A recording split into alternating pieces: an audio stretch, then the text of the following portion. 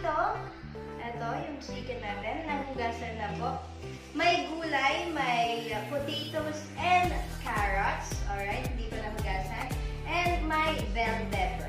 So guys, ito po naman po, may coconut milk, water coconut, patis, curry,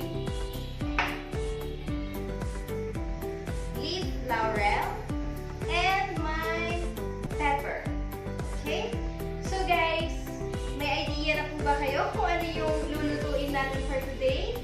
Ang lulutuin natin ay walang iba kundi ang chicken curry! Alright! So guys, umpisan po muna natin with the chicken, okay? Yung chicken natin guys is quarter part. So may kutsilyo po ako dito and hiniwain natin siya sa gitna guys, okay? Kung saan nandito yung yung joint po niya, doon natin